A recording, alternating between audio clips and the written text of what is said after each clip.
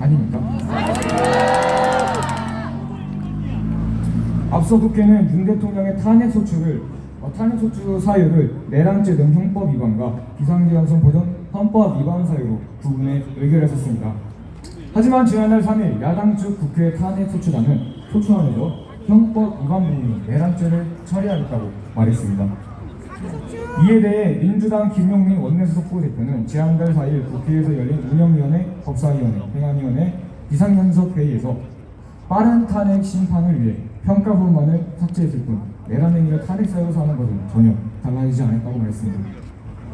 국회에서 통과된 대통령 탄핵 소추안에서는 내란이라는 말만 38번이 등장하며 대통령을 내란 수괴라고 몰아세워 탄핵 소추안까지 통과시켰지만 막상 탄핵 심판에서는 빠른 진행을 위해서 내란죄를 빼겠다고 합니다. 이에 대해 국내 헌법 최고권위자인 헌법학자 허영 교수님께서는 지난달 14일 신동아와의 인터뷰에서 이렇게 말씀하셨습니다. 형사소송법 298조 제1항에 보면 소추사의 동일성을 해치지 않는 범위 내에서 소추사를 처리할 수 있다고 되어 있다. 탄핵 소추의 핵심 내용인 내란죄를 제외한다는 것은 소추사의 동일성을 명백하게 해치는 것이다. 그럼에도 헌재가 그것을 수용한 것은 명백히 형사법 298조 제1항을 어긴 것이다. 탄핵 소추의 핵심 내용인 내란죄를 빼는 것은 기각의 사유가 될 수도 있지만 탄핵이 성립하지 않는다고 각하할 수 있는 사유가 될 수 있다.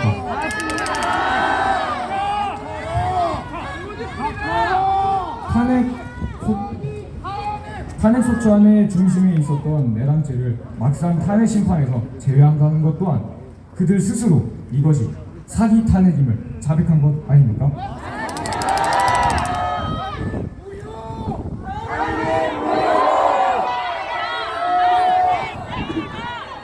민주당은 당 명에서처럼 그 누구보다도 민주를 앞장서 외쳐왔습니다. 하지만 그들의 행동은 그 누구보다도 반민주적이었습니다. 문재인 정부 당시 대통령력이 표현의 자유라고 말했었지만 그랬던 문재인은 30대 남성을 모욕죄로 고소했었습니다. 그리고 지난 2월 민주당의 전용기 의원이 민주파출소라는 걸 만들면서 카톡 등 메신저를 통해 가짜뉴스 및 허위 정보를 퍼나르면 내란 선전죄로 처벌받을 수 있다고 말했습니다. 가짜뉴스를 퍼나르면 처벌하겠다고 하는데 도대체 그 기준은 뭡니까?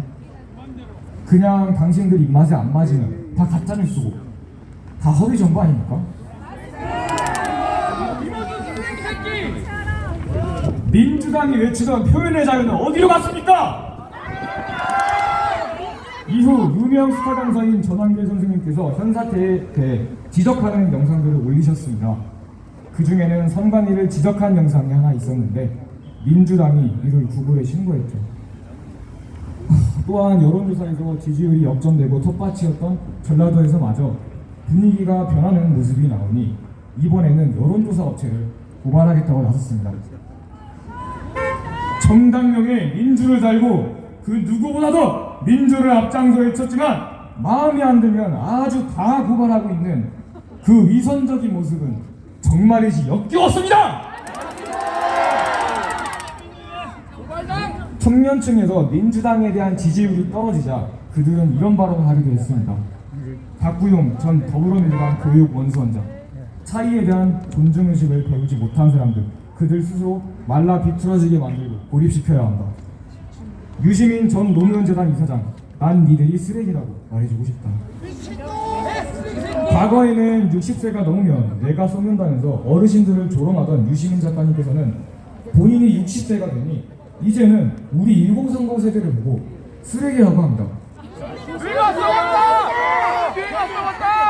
저는 유시민 작가님을 포함한 민주당 정치인 여러분들에게 한 가지 물어보고 싶은 것이 있습니다.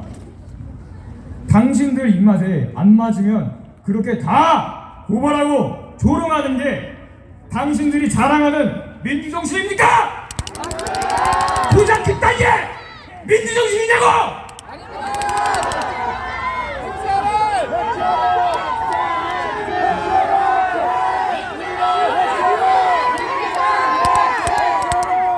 지난번 서울대학교 탄핵 반대 시국 선언 당시에는 한국대학생진보연합 일명 대진연이 반대시국 선언의 진행을 방해했었습니다.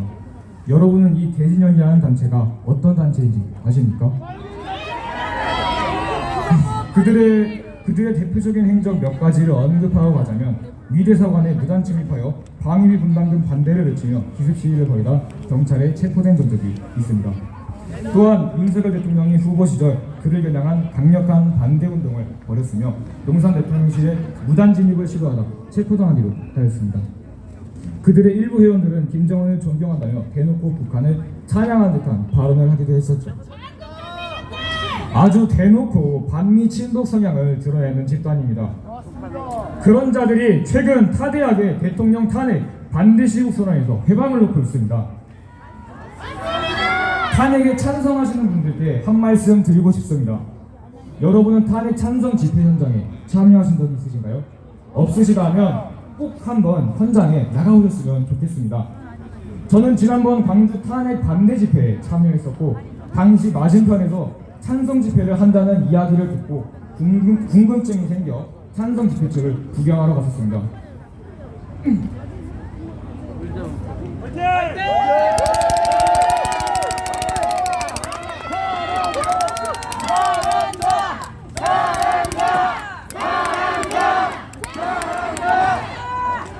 그리고 그곳에는 반미를 외치는 사람, 국가보안법 폐지를 요구하는 팻말을 든 사람, 과거 이적 및 내란 행위로 인해 헌재에서 해산되었던 통진당의 후신인 진보당, 현재 간첩들이 적발 중인 민주노총 등 앞서 언급한 민노총 간첩 사건의 공소장 전문에서 등장한 북한의 지령처럼 반미 친독을 외치는 자들이 상당수 있었습니다.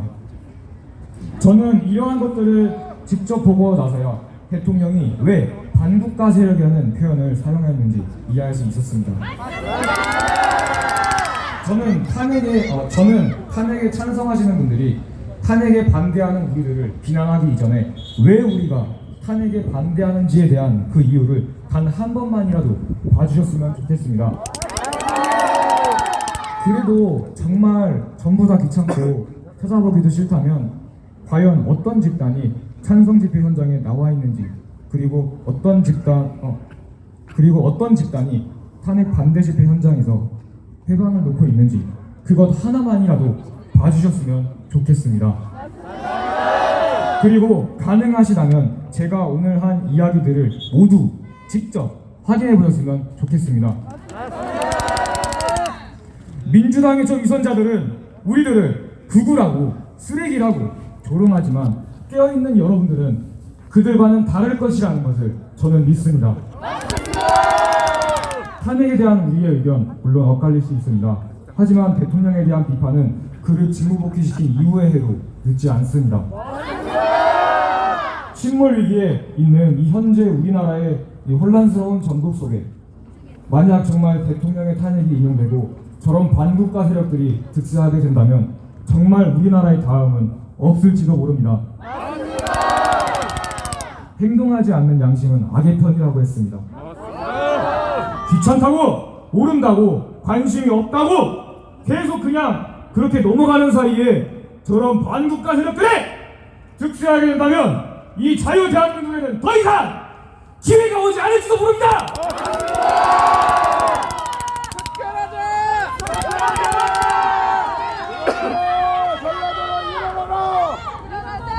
존경하고 여러분, 우리의 진정한 힘은 정의와 진실에 있으며 그것이 항상 우리의 편이라는 것을 잘 알고 있습니다. 역사 속에서 대한민국의 운명은 언제나 우리 국민들의 손에 의해 결정되어 왔다. 지금도 마찬가지로 우리의 손에 달려 있습니다.